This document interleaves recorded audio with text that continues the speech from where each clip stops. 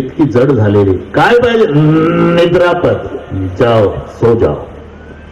सारद prairie तासु मती फेरी, मागे से नींद मास से टकेरी. मग नंबर विभीषणाचा. आपको क्या चाहिए? बोले ते ही मागे भगवंत पद कमल अमल अनुराग. मुझे तो जन्म जन्म प्रभु की सेवा चाहिए. आता एक आपण समजतो तसा रावण नाही. शक्ती, भक्ती, युक्ती, सत्ता, संपदा आणि विद्वत्ता या सहाही गोष्टीचा विचार करा, रावण कुठे कमी नाही. शक्तीचा विचार करा तर 3 वेळा कैलास पर्वत हलवला. भक्ती, शंकराचा 1 नंबरचा भक्त रावण आहे. 14 माणसं रावणाची रोजची पूजेची तयारी करून देण्यासाठी होते. 14. ते शेणाने सारवणारे वेगळे, बेलाची पानं आणणारे, कमळ मोजणारे, गंगाजल आणणारे, भांडे घासणारे, असे 14 माणसं. आणि रावण पूजेला बसला म्हणजे 6 ते 7 घंटे उठत नसायचा. 1000 कमळे वाहण्याचा नियम. एक दिवस कमळ 999 भरली. एक कमी पडलं तर स्वतःच मुंडकं तोडलं आणि पिंडीवर वाहलं सिर कमळ म्हणून, तरी त्या दिवशीची भक्ती पूर्ण केली. पाठ करी आपने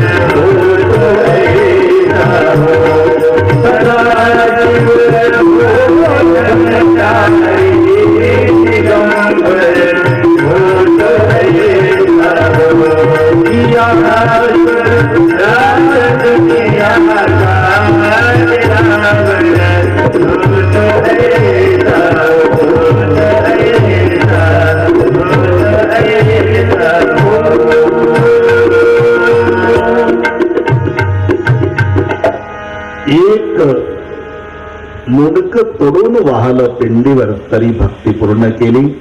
आम्ही तर एका अभंगात 4 प्रश्न विचारतो. सकाळी बाथरूम मध्ये आंघोळ झाली की देवघराकडे येताना अभंग म्हणतच, सुंदर ते ध्यान उभे कर्कटावरी ठेवून या, ठेवला का? तुळशी हार गळा, काश पितांबर, आवड निरंतर हेची ध्यान झाला का? मकर कुंडले तळपती सवणी कंटिक तुमने विराजित आणला का? आणि पुढे आणला की तुका म्हणे माझे हेची सर्व सुख एका कपात उरकतो काकडा हरिपाठांत. अरे मुंडकं तोडून वाहतो. एवढी भक्ती आहे. 3 वेळा कैलास पर्वत हलवला, एवढी शक्ती आहे. शक्ती, भक्ती, युक्ती सांगतो अर्ध्याच मिनिटात. जेव्हा रावण जनक राजाकडे जातो, धनुष्य उचलायच्या आधी युक्तिवाद केला. जनक, धनुरादव वा कन्यादव? म्हणजे आधी धनु का आधी कन्या? अहो 12 राशी आहेत ना जनका. 12 राशीमध्ये 6 नंबरवर कन्या येते आणि 9 नंबरवर धनु आहे. मग क्रमांक तर असा आहे ना, 6 क्रमांकाला कन्या, 9 क्रमांकाला धनु. मग आधी कन्या देऊन टाका ना, धनुचं नंतर बघू. हा युक्तिवाद आहे. पण जनक राजाने एकाच वाक्यात निरुत्तर केलं. नक्षत्र कुशलो भवान, नक्षत्र कुशलो भवान. नक्षत्र मोजण्यात तरबेज आहेस तू, पण क्षत्रिय धर्मात तरबेज नाही. शक्ती, युक्ती, भक्ती. चला संपत्तीचा विचार करा. 5 लाख दगडाची, 7 लाख विटाची, 1 कोटी काश्याची, 1 कोटी तांब्याची, 7 कोटी घरं सोन्याची. सोन्याची घरं रावणाची 7 कोटी. 30,000 रुपये 10 ग्रामला भाव. 7 कोटी घरं सोन्याची. गुणाकार करा, अख्ख्या तेलंगणाचे मेंदू बंद पडेल एवढी संपत्ती. विद्वत्ता दशग्रंथी आहे. सत्ता गाढव वळी गजानन. गणपती बाप्पा गाढवं राखायला, सटवी बाळणपणाला, ब्रह्मदेव पंचांग पाहायला, वारा अंगण झाडायला, मेघ पाणी शिंपडायला, अग्नी कपडे धुवायला, 33 करोड देवता बंदीखान्यात 9 ग्रहाच्या पायऱ्या केलेल्या, ही सत्ता भोगली रावणानं. पुन्हा एक वैभव सांगू, रावणाच्या घरातली एकट्याची लोकसंख्या 3,05,000, एकट्याची. 1,00,000 पुत 1,25,000 नाती. उस रावण को दिया न बाती हे जाऊ दे, पण 1,00,000 मुलं 1,25,000 ना तू 2.25 लाख झाले आणि 80,000 बायका. तुम्ही डोकं चालवा. 3,05,000. आता जर तो असताना तर दर पंचवार्षिकला बिनविरोध बॅनर लावायची गरज नव्हती त्याला. त्याच्या घरातच होते तेवढे 3,05,000.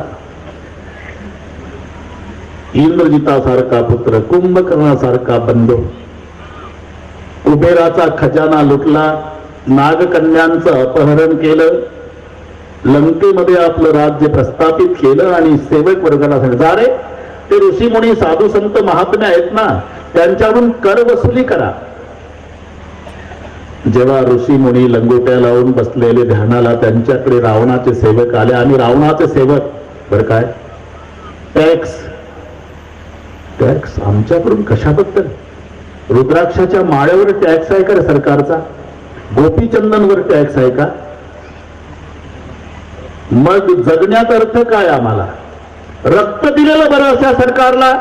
मग सगळे ऋषी एकत्रित आले. त्यांनी आपल्या अंगाचं थोडं थोडं रक्त काढलं, एका मातीच्या माठामध्ये ते भरलं. माठ रक्तानं भरून कापडानं बांधून उचलून दिला डोक्यावर सेवकांच्या. जा घेऊन सांगा तुमच्या रावणाला टॅक्स पाठवला म्हणावं ऋषी मुनीने, पण सांगा त्याला हा माठ सोडून बघितला मरून पडशील म्हणाव, आणि जिथं ठेवशील ना हा रक्ताचा माठ, थेंब नाही पडायचा पावसाचा. आता ते माठ घेऊन जेव्हा सेवक आले, रावण खुश झाला. आणा टॅक्स नाही, वैतागले ते. त्यांनी रक्त दिलंय आपलं स्वतःच थोडं थोडं, तर माठात भरलंय. ते म्हणले जर माठ सोडून बघितला तर रावण मरून पडेल, आणि जिथं ठेवाल तिथं थेंब पावसाचा पडणार नाही म्हणाले. बरं झालं बघ का? अरे एकदा भर सभेमध्ये राजा जनकाने मला वादात हरवलं होतं, तेव्हापासून ते शल्य बोचतंय मला. आता जनकाची प्रजा त्रस्त करायचा उपाय मी शोधत होतो. आता आयता उपाय सापडला. तुम्ही एक काम करा, रात्री 12 नंतर मिथिला नगरतली सगळी माणसं झोपल्यानंतर तिथे मिथिला नगरच्या हद्दीमध्ये हा माठ नेऊन पुरा, म्हणजे तिथे पाऊस पडणार नाही, त्याची प्रजा त्रस्त होईल, मला आनंद वाटेल. म्हणून रात्री सगळे झोपेत असताना मिथिला नगरच्या हद्दीमध्ये हा ऋषीमुनीच्या रक्ताचा माठ नेऊन पुरला. परिणाम, पाऊस पडेना 2 वर्ष झाले. चिंतातूर झाले जनक राजे. सर्व साधू संतांना बोलवलं. शेतानंदजीच्या नेतृत्वाखाली ते मिटिंग घेण्यात आली. शेतानंदजी सह सर्वांनी सांगितलं, एकच उपाय आहे राजे, यज्ञात भवती पर्जन्य, यज्ञाशिवाय पाऊस पडणार नाही म्हणून ठरलं. आणि यज्ञाकरता योगायोगानं भूमी ती निवडली जिथे 2 वर्षापूर्वी माठ पुरलेला होता. आणि ती भूमी नांगरून स्वच्छ करायची असते. नांगरायचा मान देशाच्या प्रमुखाचा असतो. राजा जनकाच्या हातात नांगर आहे. नांगरण चालू असताना एका ठिकाणी नांगर अडल्या गेला. का अडला म्हणून सगळे थांबले. नांगर उपसून बाजूला काढला. कुतूहल निर्माण झालं. खोदलं, एक लोखंडी पेटी सापडली. ती पेटी बाहेर काढली. आतमध्ये काय असावं उत्सुकता सिगेला पोहोचली. जेव्हा पेटी उघडली, आतमध्ये सर्वांनी पाहिलं तर जगाची माय जानकी झोपलेली. सर्वांनी आनंदानं नाचून जय जयकार केला. बोलिए सीता माता की जय.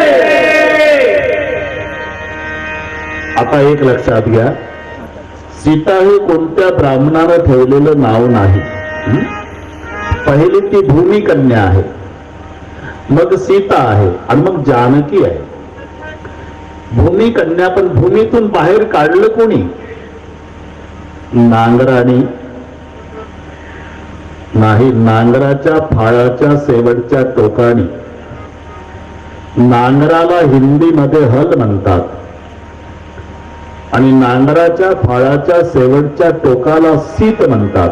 सीत, हल के अग्रभाग को सीत कहते हैं. और सीता के द्वारा भूमि से बाहर निकली तो सीता, और जनक जी ने बेटी मानी तो जानकी. पण असं समजू नका की रामाचा जन्म व्हायचाच आहे आणि सीतेचा झाला. काही म्हणतीलही रामापेक्षा सीता वयानं मोठी असेल. अजिबात नाही. हा कथाक्रम आहे. जो विषय पुढे आलेला असतो तो वक्त्याला सांगून पुढे जावं लागतं. तिथीपत्रामध्ये सीता 9 वर्षाची आहे, रामचंद्र 15 वर्षाचे आहे. वर्ष पंच दशके भय भगवाना 9 बरसती जगसिय जाना. जिकडे तिकडे अधर्माची वाढ झाली, धर्माची हानी झाली, राक्षस जातीचा सुळसुळाट झाला. राक्षस शब्द आल्याबरोबर पार्वती आईनं महादेवजीला विचारलं, राक्षस हा देवी आणि ते कसे असतात? बाडे खल गौचोर शिवाराजे नवमट कर्तन करदारा मामी वाचु पिता नहीं देवा साधुर चल करवा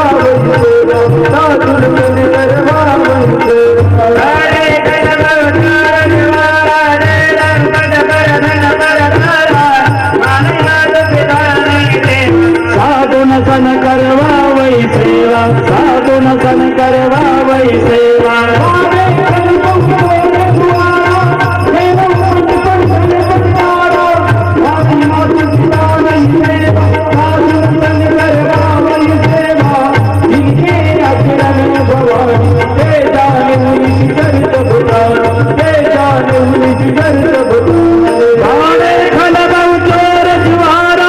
नवमट कर्तन करदारा मामी वाचु पिता नहीं देवा साधुन सन करवा वैसेवा साधुन सन करवा वैसेवा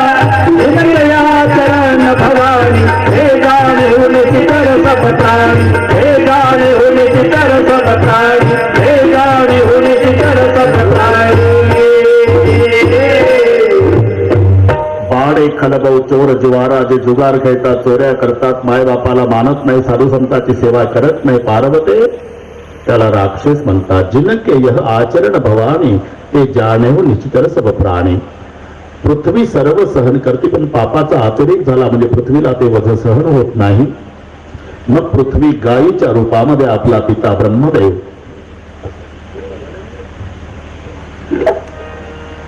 आपला पिता ब्रह्मदेव त्याच्याकडे गायीच्या रूपामध्ये पृथ्वी रडतच. वत्सरूपी पृथ्वी ब्रह्मया पासी जाय नेत्रे वाहे तोय सांग कसे बुडविला धर्म धर्म झाला फार सोसवेना भार मग आता दैनो रूप धर हृदय विचारी गई तहाज सुर मुनिजारी निज संताप सुनाय सिरोली काउत कछु काजन होई. सगळे ब्रह्मदेवाने देवतांना बोलवून घेतलं. बैठे सुर सब करही बिचारा कह पाय प्रभु करे पुकारा पुर वैकुंठ जान कह कोई को कह पयन दिवस प्रभु सोई. अरे भगवान कुठे असतील? काय म्हणाले क्षीरसागरात, काय म्हणाले वैकुंठात. शंकरजी म्हणाले त्या मीटिंगला मी होतो पार्वती. तेही समाज गिरिजा मै रहेऊ अवसर पाई बचन एक कहेऊ हरि व्यापक सर्वत्र समाना. अरे सभी जगह भगवान है. अगर आपको 5 बजने के पहले देखना है तो प्रेम से प्रगट हो ही मैं जाना, प्रेम से प्रार्थना करो. हे माझं सर्वांना मान्य झालं आणि सर्वच्या सर्व प्रार्थनेला बसतात. सर्व देव प्रार्थना करतात. आपणही सर्व देवतांच्या प्रार्थनेमध्ये सर्वांनी सहभागी व्हायचं. सर्वांनी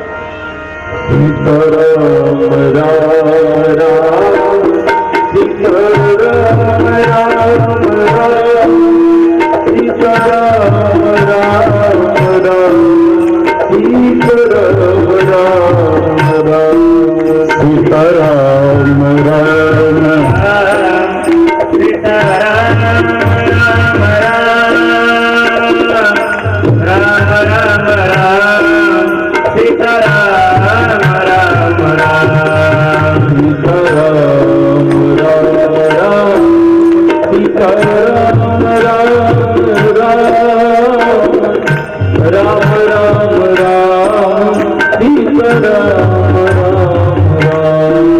सीताराम राम. जमतंय, लाजू नका म्हणा.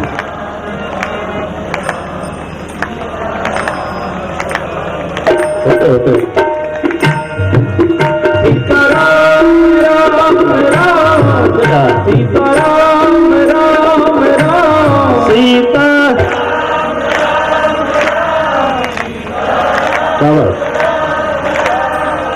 सीताराम राम राम सीताराम राम राम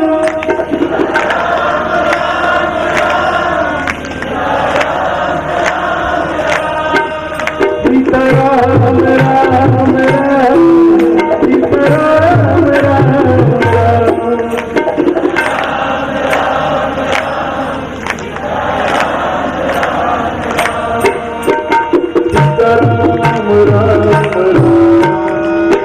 राम राम राम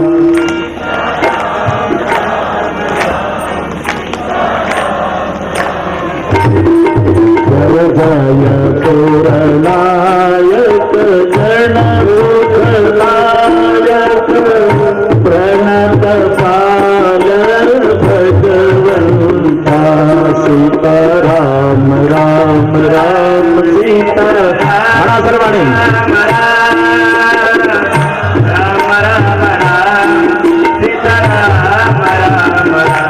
गोदी जहितकारी जय सुरारी सिंधु सुता प्रियंका सीताराम.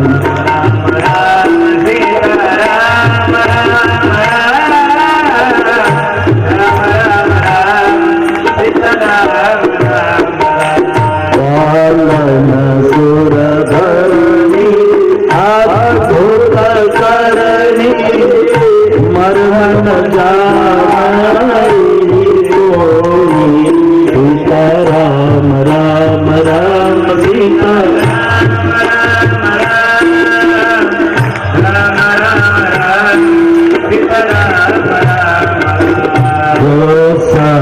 चक्रपाला दीन दयाला करवानुग्रह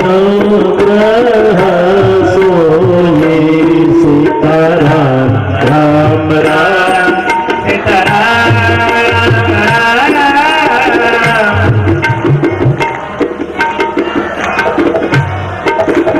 जय जय अविनाशी सब घटवासी परमानंदा सीताराम. सर्वांनी शाबास.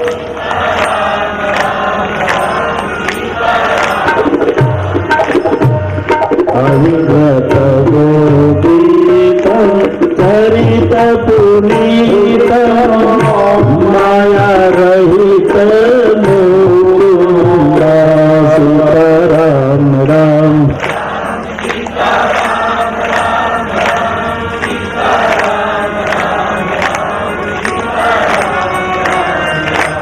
पालन सुरधरणी भक्ति अनुरागी विगत मोह मुनिवृंदा सीताराम राम राम.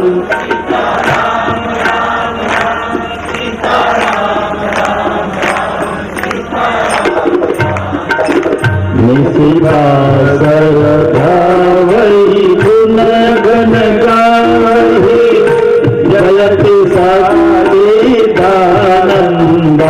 सीताराम राम राम सीता. राम राम राम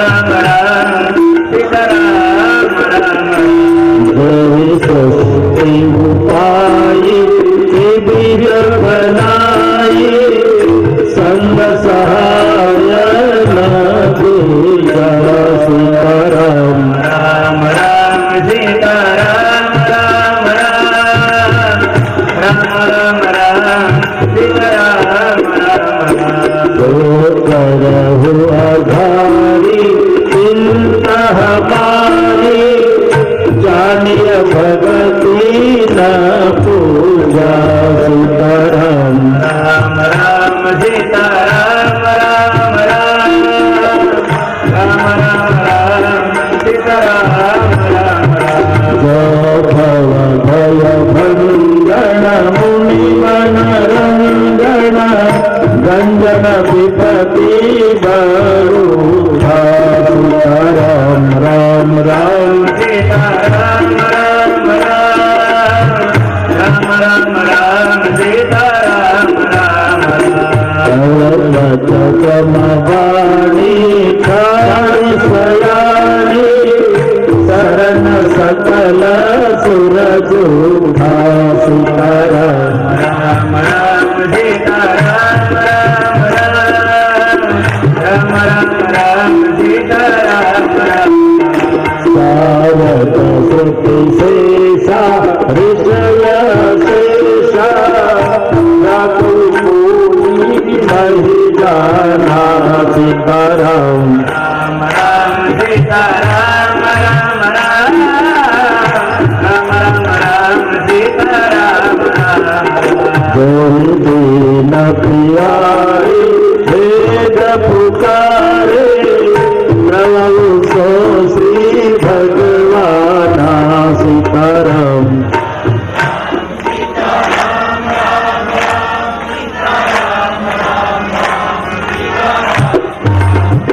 भगवारे दिवंबर सब विधि सोनर गुणमंदिर सुख बिंदा सीताराम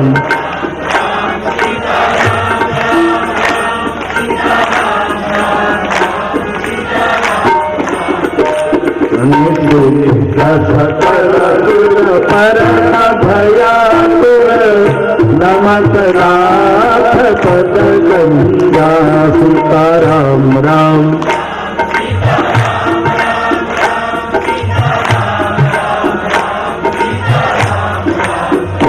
सीताराम राम राम सीताराम राम राम सीताराम हाथ वर हाथ वर हाथ वर हाथ शाबाश शाबाश शाबाश शाबाश सीताराम राम राम शाबाश सीताराम राम राम सीताराम राम आज अच्छा लग रही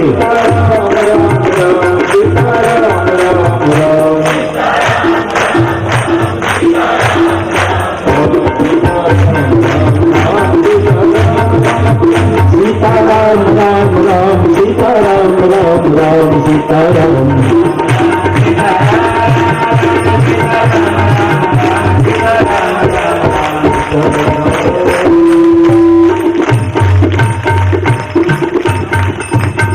बोली रामचंद्र भगवान की जय.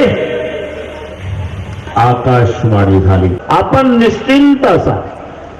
त्या मीटिंगला शंकरजी होते. शंकरजी सगळे देवता म्हणाले भगवान अवतार घेणार आहे.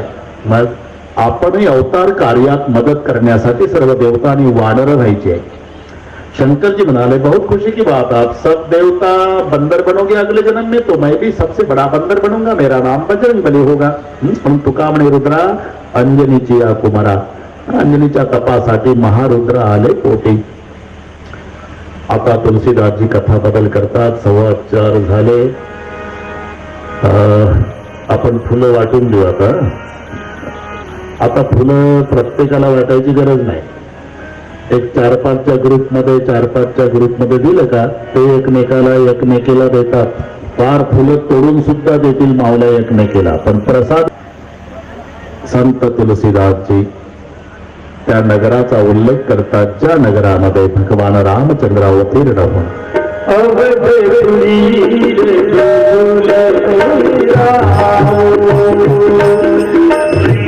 रघुकुल मणि राव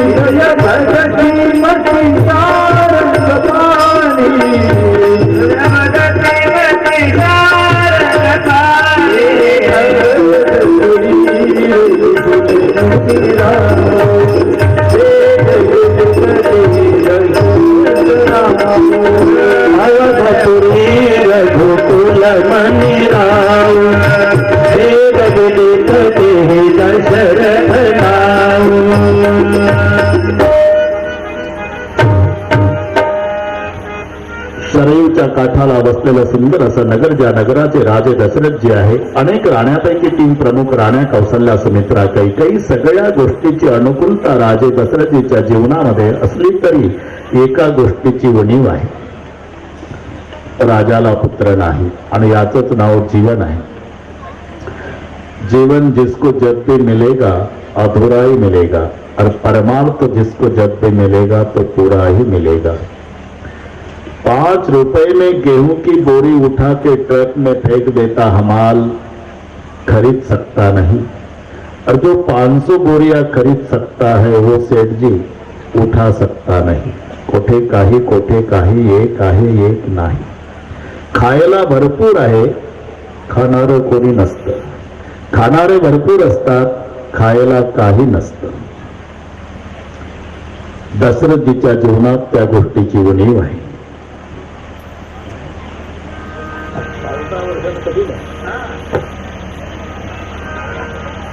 भविष्य एक बार भूपति मन माही, भई गलहनी मोर सुतनाही. गुरु कर गयो सुरत मही पाला, पढ़ लागी करी विनय सुताला. उदास क्यों राजन, पुत्रहीनस्य मे राज्यम, सर्व दुःखाय कल्पते. बिनु बालक सुख कौने काजा. मुलगा नाही बाप. धरव धीर होई सुतचारी, 4 होतील राजा 4. काय करावं लागेल महाराज? पुत्र कामेष्टी यज्ञ आणि किती खर्च येऊ द्या महाराज. त्याच्या आधी सांगा ना महाराज, 3 स्वापदाची हत्या करावी लागेल. शिकार आजच जातो ना महाराज. दशरथ राजे 3 पशूची शिकार करण्यासाठी जंगलात जातात. दिवसभर फिरतात, शिकार मिळाली नाही. सूर्य मावळला, विनमुख जायचं कसं म्हणून राजे दशरथजींनी निर्णय घेतला. एक पाण्याचं तळ होतं जंगलात, तिथून थोड्या अंतरावर एक दाट पाल्याचा वृक्ष होता. त्या वृक्षात राजे दशरथ लपून बसले होते. इथे पशु पाणी प्यायला येईल, रात्री अचूक मारता येईल. मध्य रात्र झाली तरी त्या रात्री त्या तळ्यावर पाणी प्यायला कोणी पशु आलेलं नाही. आणि योग असा, आपल्या आंधळ्या मायबापाला कावडीमध्ये बसवून काशी यात्रेला निघालेला बाळ श्रावण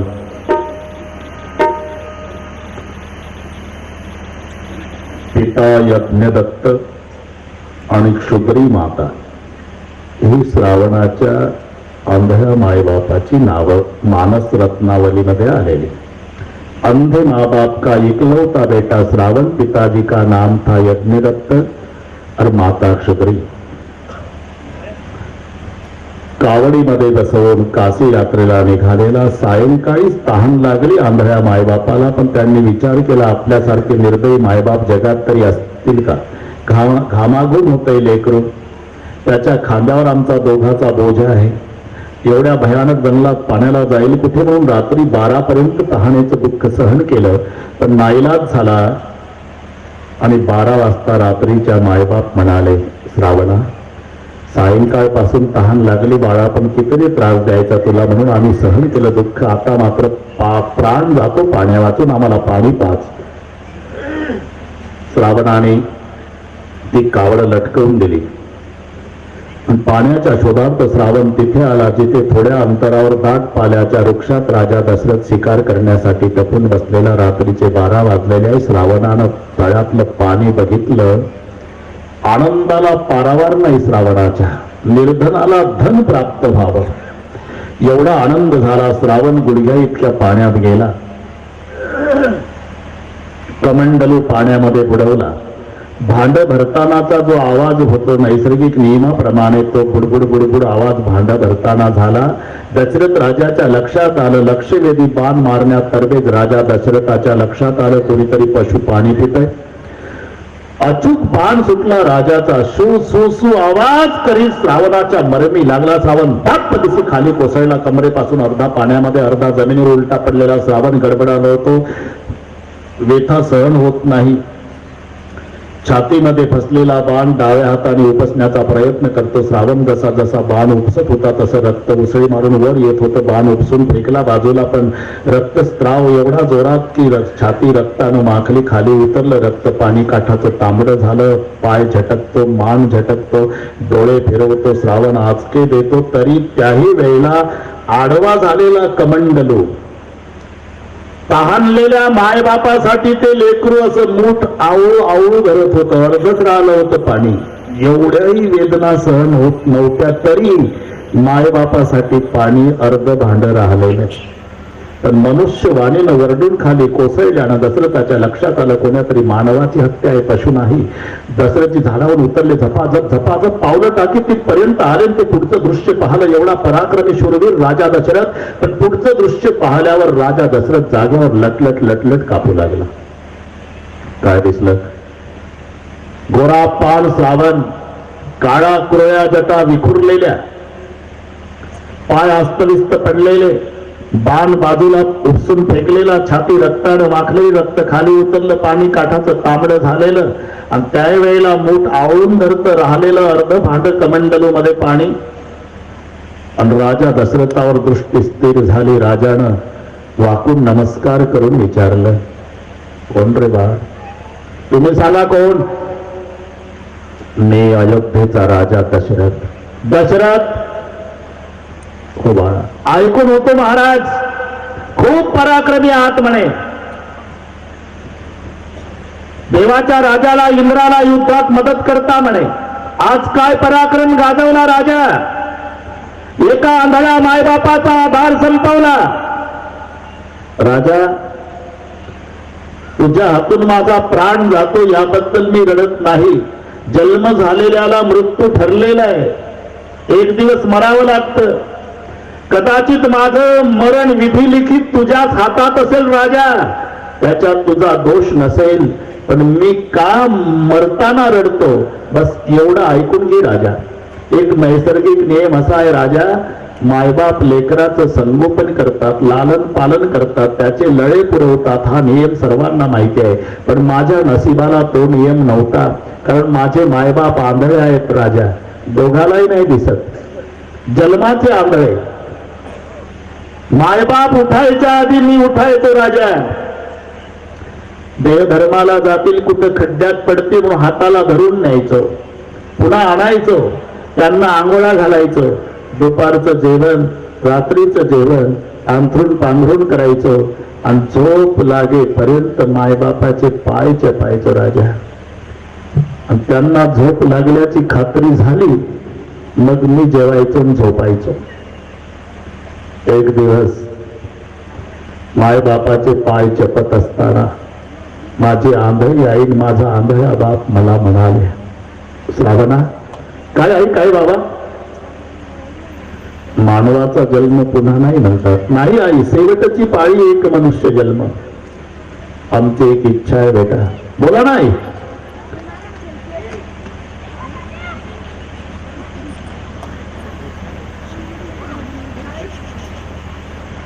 या जन्मी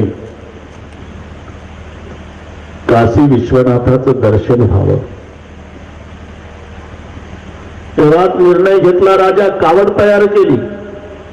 कावडीमध्ये माझे मायबाप बसवले आणि काशी यात्रेसाठी निघालो.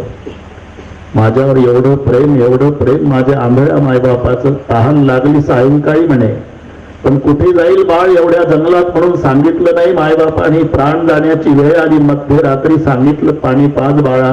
पाण्याला आलो राजा. घात केलास राजा. काशी विश्वनाथाचं दर्शन मायबापाचं राहिलं त्याचं दुःख नाही. तुझ्या हातून माझा प्राण जातो याचं दुःख नाही. दुःख एका गोष्टीचं आहे राजा, मला इथून मायबापाचं मरण दिसतं. तहानलेले आहे, दोघेही आंधळे आहे. पाय घासून पाय घासून पाय घासून बिना पाण्याचे मरतील रे राजा. मला जर वचन देत असतील तुझ्या मायबापाला मी पाणी पाजील तर मी आताही सुखानं प्राण सोडतो राजा. ढसा ढसा दशरथ राजा रडला. रडून म्हणाला, बाळा चुकलं माझं, मी तुझ्या मायबापाला पाणी पाजील बेटा, पण मला क्षमा कर. मी क्षमा केली राजा, मी क्षमा केली, पण मरताना सांगतो तुला, माझे आंधळे मायबाप तुला क्षमा करणार नाही. आणि श्रावणानं प्राण सोडला.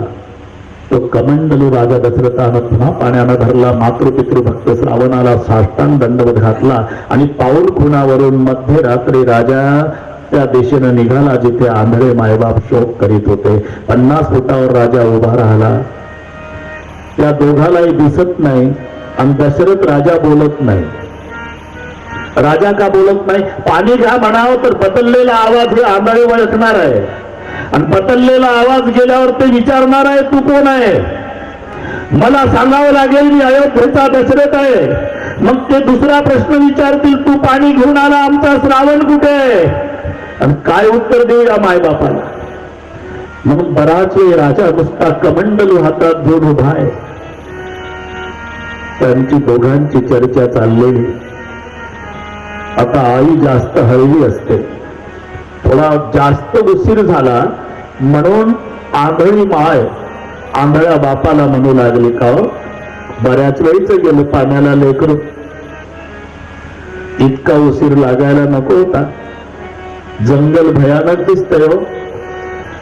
वाघाचे डरकाळा ऐकायला येतात. काही कमी जास्त तर नसेल झालं हो आपल्या श्रावणाचं. बाप रागावला, असं कसं अभद्र बोलतेस तू? आपण चाललोय कुठे? काशी विश्वनाथाच्या दर्शनाला. मग काशीचा विश्वनाथ आपल्या श्रावणाला सांभाळणार नाही का? मलाही तसंच वाटतंय हो. मी माय आहे त्याची, पण खूप उशीर झाला म्हणून म्हणते. आणि जेव्हा जास्त उशीर झाला, आता दोघाचाही बांध फुटला.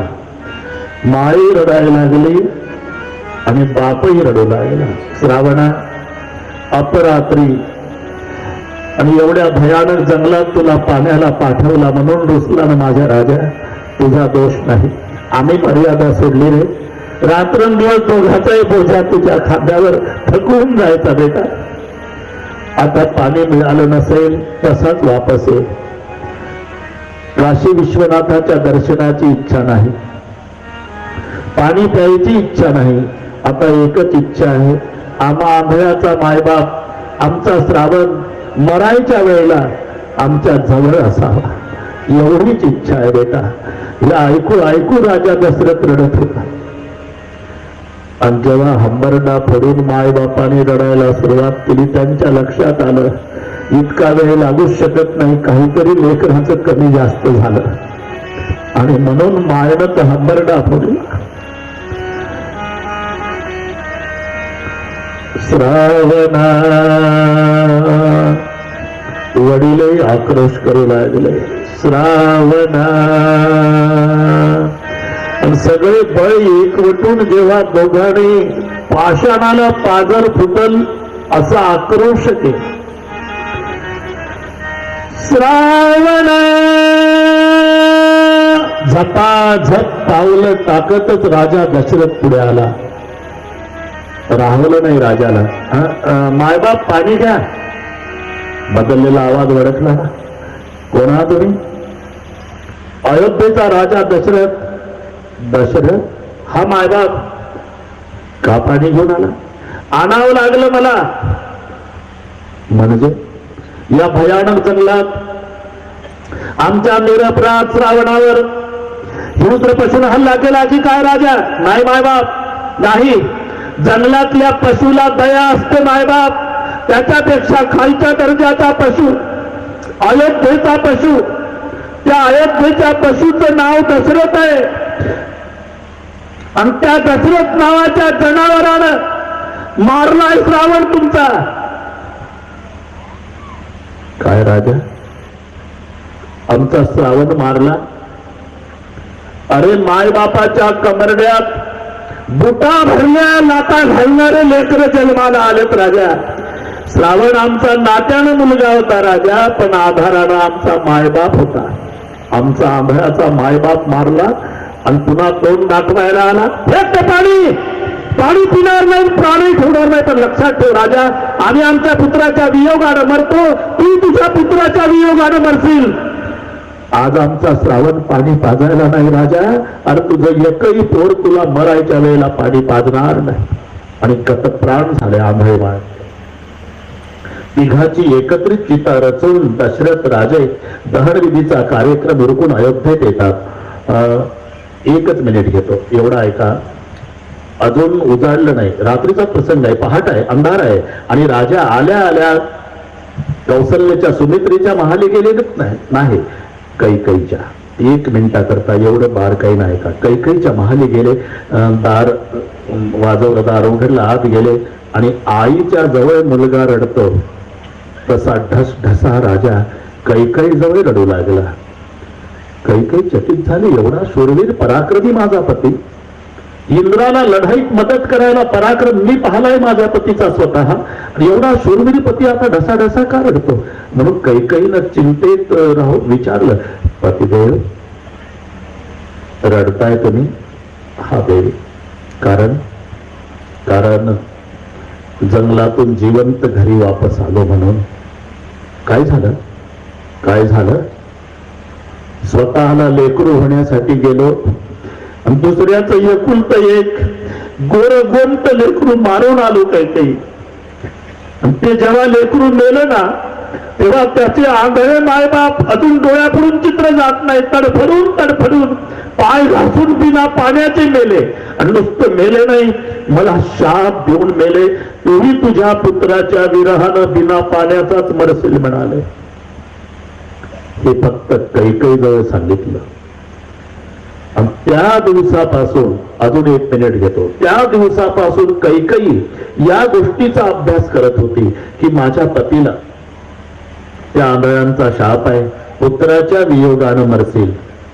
म्हणजे जसा श्रावण मेला आणि मग नंतर त्याचे मायबाप मेले असा शाप ना, मग माझेही पुत्र मरतील आणि मग राजा दशरथ मरेल असा शाप की नाही. आणि पुत्र जर मेले तर माझ्या 4 तरुण सुना विधवा नाही का होणार. त्यापेक्षा शापच खरा करायचा आहे ना, मी घेते जबाबदारी. ज्याच्यावर जास्त प्रेम असेल त्या पुत्राला देते वनवासात हाकलून. वनवासात हाकललं ते पोर म्हणजे त्याच्या वियोगानं राजा दशरथ मरल, त्या आंधळ्यांचा शाप खरा होईल, वियोगानं मरसेल. आणि दशरथ राजा मेल्यावर आम्ही 3घी जणी म्हाताऱ्याच आहोत. आम्ही विधवा झालं तरी चालेल, पण माझ्या 4 तरुण सुनांचं कुंकू नाही पुसल्या जाऊ देणार. मग एक होईल ना. या कैकईला चंद्र सूर्य असेपर्यंत सगळं जग शिव्या घालेल ना, सगळ्या जगाच्या शिव्या खाईल मी, पण माझ्या 4 तरुण सुना विधवा होऊ देणार नाही. आम्ही 3घी म्हाताऱ्या विधवा झालं तरी चालेल. म्हणून हेतू पुरस्कर वनवास आहे. पुत्राच्या वियोगानं मरशील हे खरं करण्यासाठी प्रिय पुत्र वनवासात पाठवला राम. मी कैकईच्या पार्टीनं बोलत नाही, पण एका पात्राचं चिंतन करा. आकाशाच्या उंचीचं एक पात्र आहे रामायणातलं. आता 25 मिनिट आहे आपल्याला. बरोबर त्या वेळेपर्यंत नाही, तो तुम्हाला काळजी करू नका. आज तर आमदार साहेब आल्यामुळे पुन्हा आनंद आहे. राम जन्माचा आनंद आपला द्विगुणित झाला. रामसिंग बाबा आमदार साहेब आलेले आहे. बरोबर वेळेत सगळे होईल. हे कारुणिक प्रसंग आहे ना, मलाच आवडत नाही ते कधी वेळ कधी निघून जाते मलाही कळत नाही. पण सांगितल्याशिवाय पुढेही जाता येत नाही. आता प्रसंगच तसा असतो. आता विभांडकाचे पुत्र शृंग ऋषीला पाचारण केलं. शृंग ऋषीच्या द्वारा यज्ञाचं आयोजन करण्यात आलं. फुलं टाकू नका कोणी, मी सांगेल तेव्हा फुलं टाकायचे.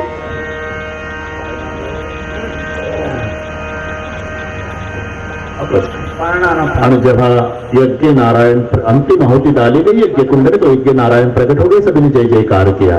बोलिए यज्ञ नारायण भगवान की जय. यज्ञ नारायणाच्या हातात प्रसाद पात्र आहे. ते प्रसाद पात्र यज्ञ नारायणाने वसिष्ठजीच्या हातात दिलं. यज्ञ नारायण अंतर्धान पावले. वसिष्ठजींनी दशरथजीच्या हातात दिले. सांगा 70 बैले भाग करा. राजा दशरथानं 3 विभाग केले प्रसादाचे. पहिला प्रसाद कौशल्या माईला दिला, दुसरा सुमित्रेला, शेवटून दिला कैकईला. त्यामुळे कैकई रुसली. कैकीच्या हाताचा प्रसाद घारीनं झडपला. तो अंजना माईच्या हातावर नेऊन सोडला. मग अंजनीच्या तपासाठी महारुद्र आले पोटी. तिथे हनुमान बाबाचा जन्म झाला. बोलिए पवन हनुमान की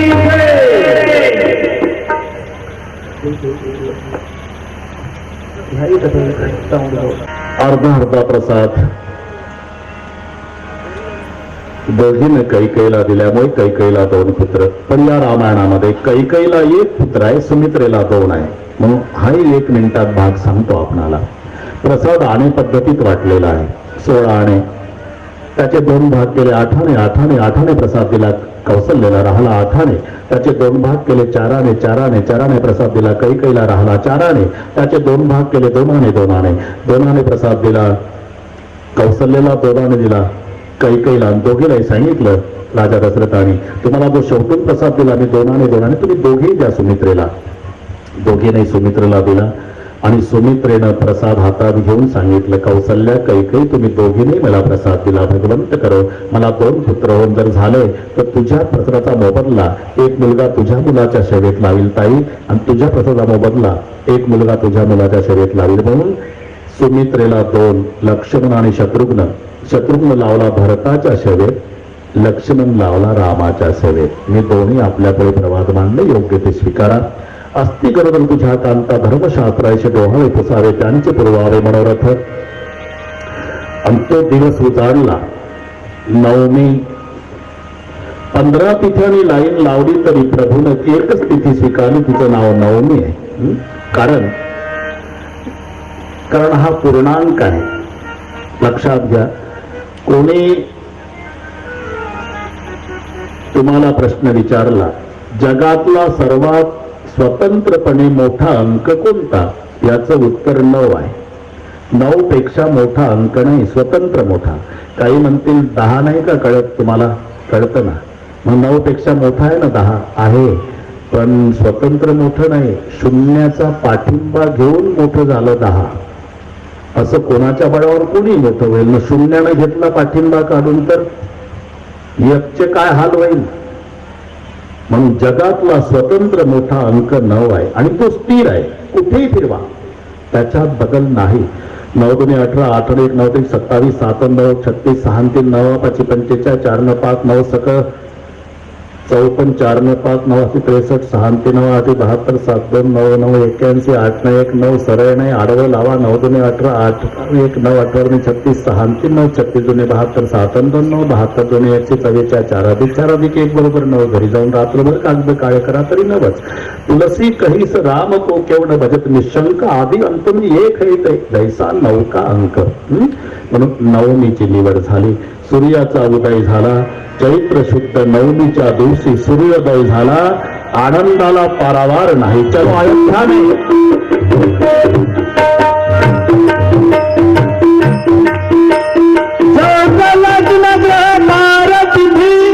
सकल भये अनुकूल.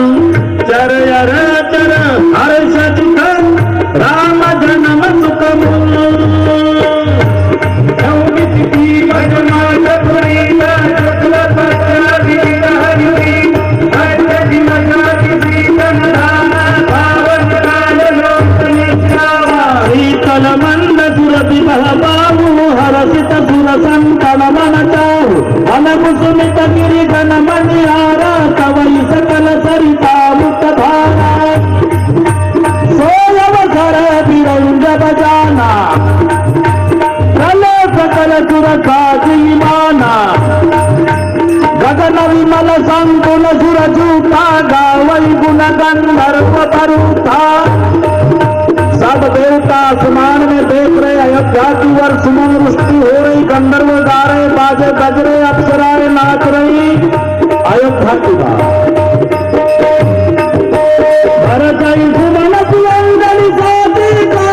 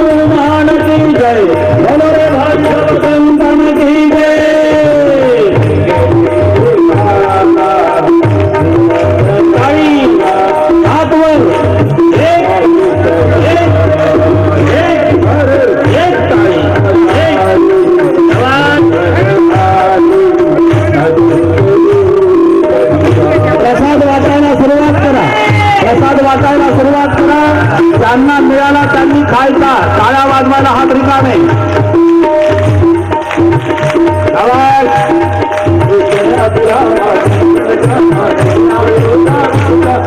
जनमनमाला नयन पिसाला शोभा सिंधू खरारी जगच्या कृपाला दीनदयाला कौसल्या सुतमहतारी मुनि मनहारी अद्भुत रूप कौसल्या महतारी मुनि मनहारी अद्भुत सागर सुकुनागर जयकावरी तुझी संता ममतला जन अनुरागी भयो प्रकट श्री कंता तुम्हाला दीन कौसल्या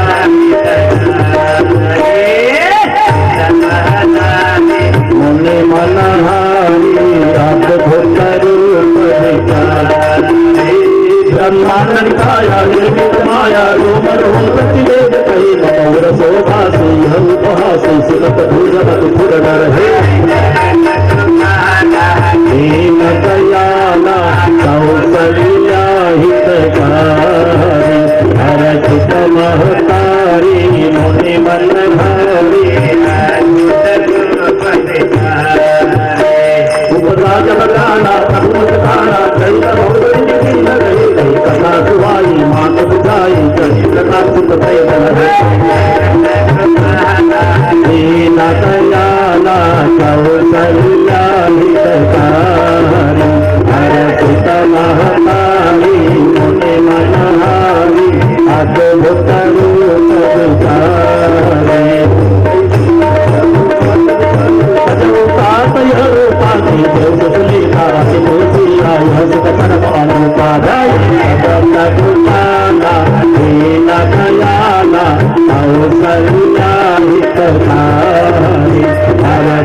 महतारी मुनि मनहारी अद्भुत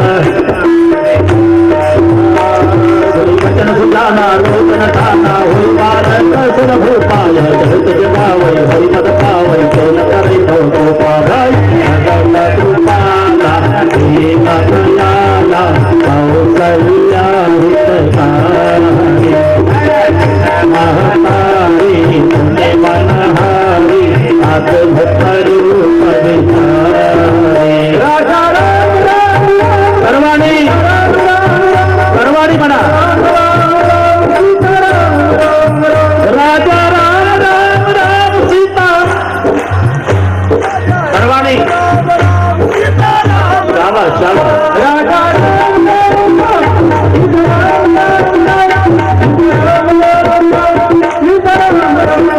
राजा राम राम राम सीता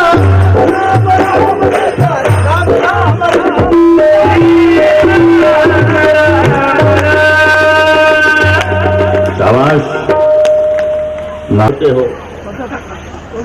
चतुर्भुज में प्रकट हो कोई बोलेगा कौशल्या का बेटा है क्या करूं मां छोटा बच्चा क्या करता है रोना शुरू करो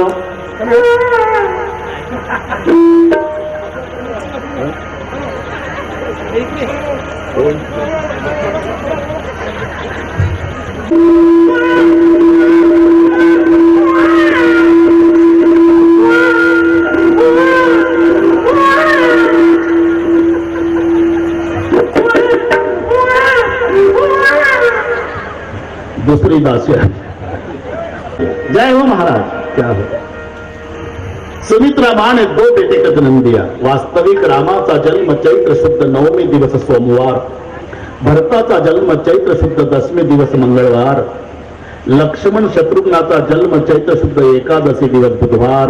पण एवढे शिल्लक नाही आपल्याकडे वार, मग 1 मिनिटात 4. उद्या लग्न आहे ना.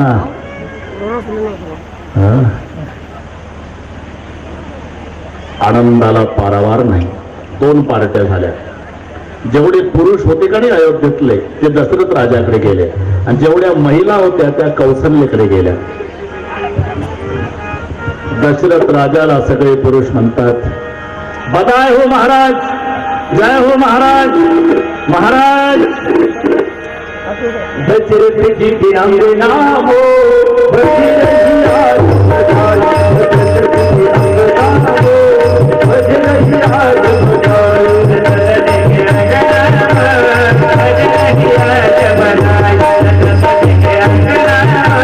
बज रही आज बधाई.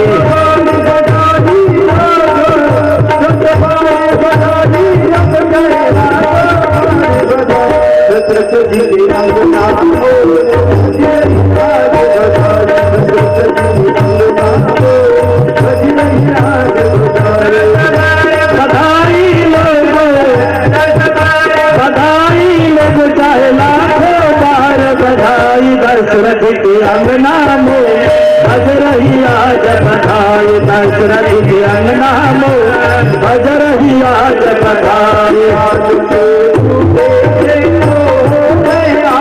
जवान 60 साल के बूढ़े देखो हो गए आज जवान. कायनात धूम मचाया अंगना में बज रही आज बधाई. दशरथ के अंगना में आम्ही शिल्लक आहे. तेव्हा पुरुष मंडळी दशरथजीकडे, जेवढ्या महिला होत्या त्या कौसल्या माईकडे. जुग जुग जीवे कौसल्या, जुग जुग जीवे कौसल्या माई तेरो ललना. दोन चार महिला बोलून आठवडी म्हणायला.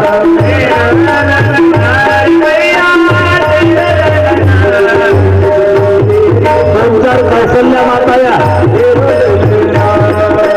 देवेरी कौसल्या माई तेरो ललना.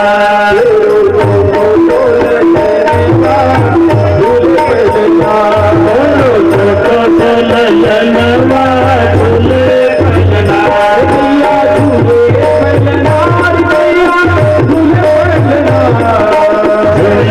पलनार मैया झूले पलनार. जग जग देवेरी कौसल्या माई तेरो ललना.